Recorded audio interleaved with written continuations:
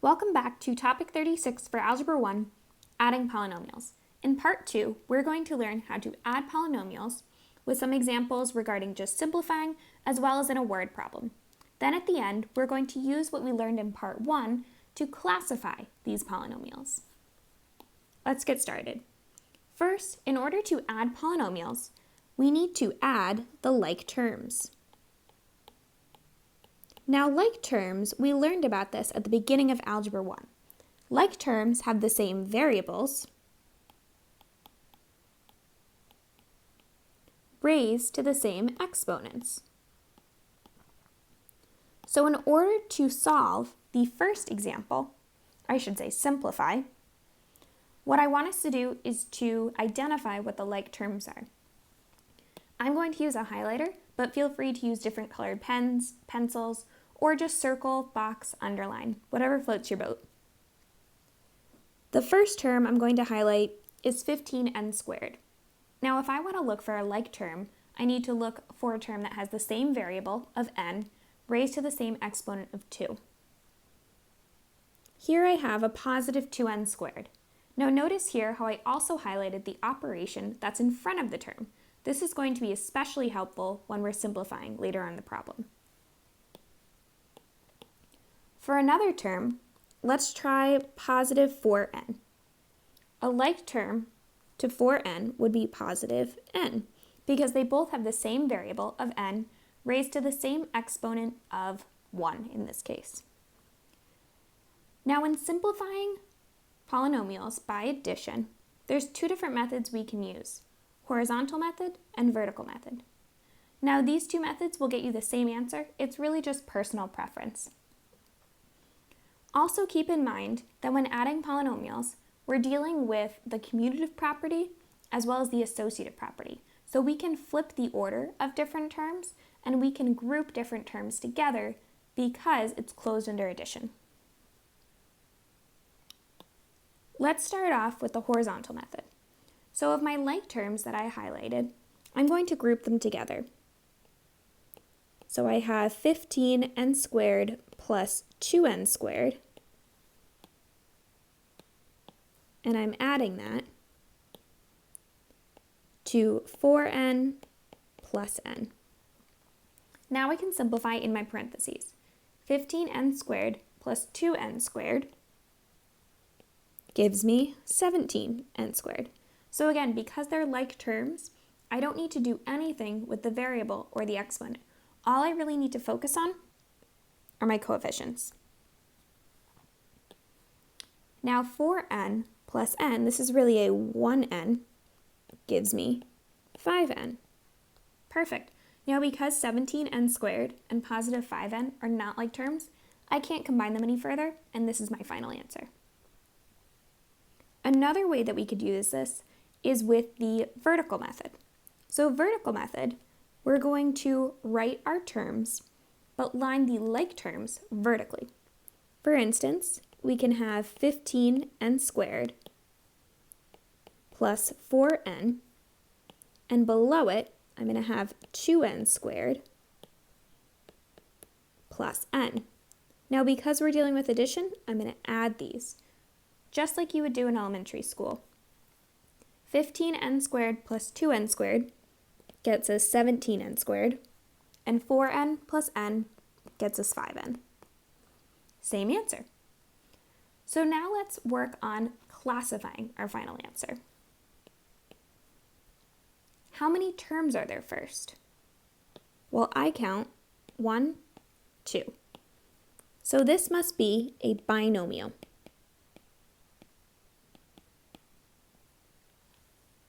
Now, if I want to determine the degree of the polynomial, I need to look at the highest degree.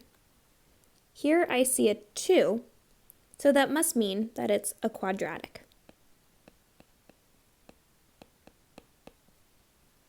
Perfect. Moving on to example number 2. Here we're asked to simplify 2x to the 4th plus 5x squared minus 13 plus 8x squared plus 3x minus 7. Again, I'm going to take my highlighters out and identify what my like terms are.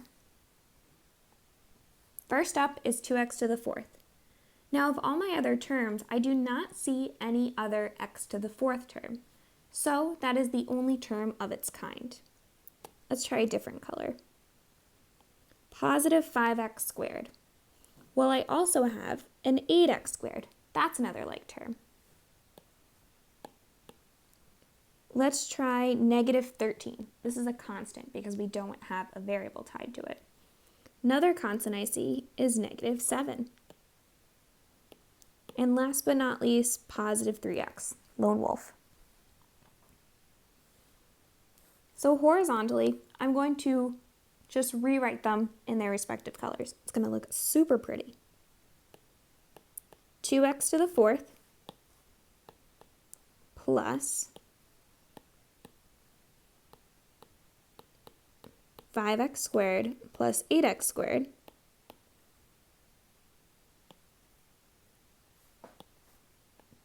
plus 3x plus negative 13 minus 7.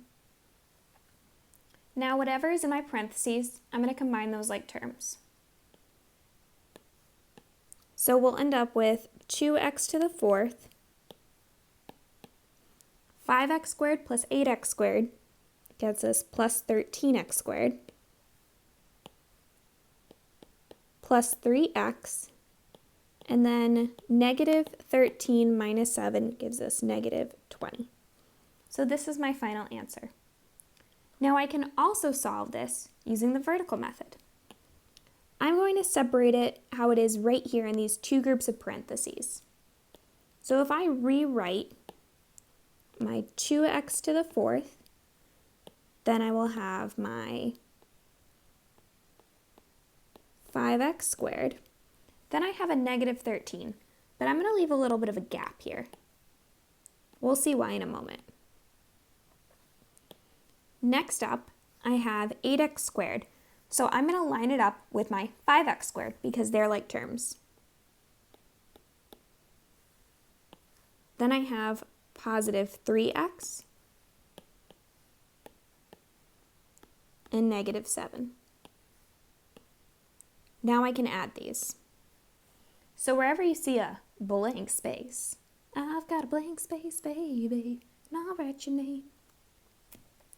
What we're going to do is add vertically. Wherever we see a blank space, we're just going to assume that that's a 0.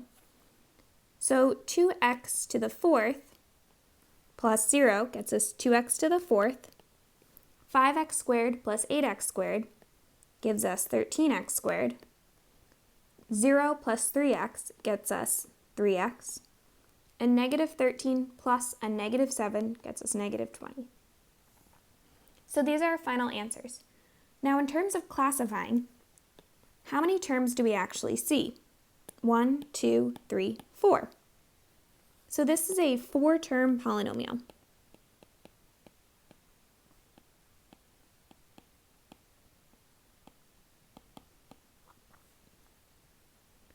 Now what's the highest degree? Well, because my answer is also written in standard form, it's pretty easy to identify. The highest degree is 4, so this is also a 4th degree polynomial.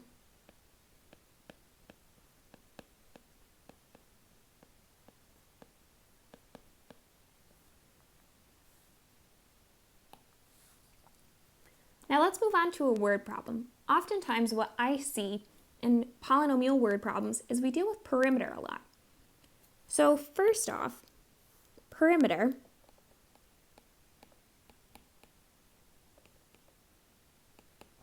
is the sum of the sides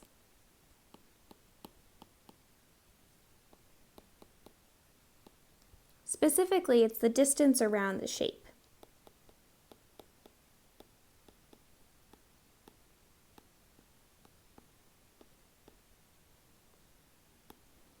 What I like to do here is really focus on this word sum though, because sum implies addition. So let's look at the problem.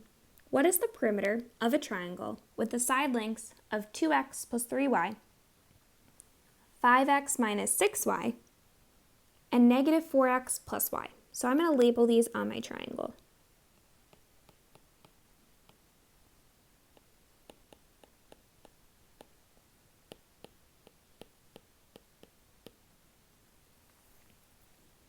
So we can either use the horizontal method or the vertical method. I'm going to personally choose to use the vertical method here. So we have 2x plus 3y,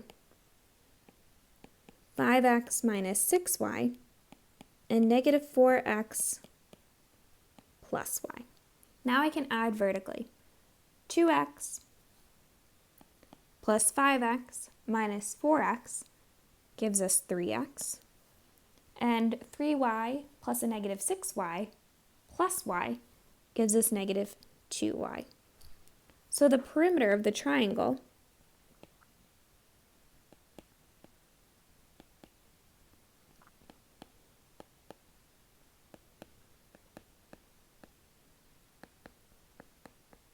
is 3x minus 2y.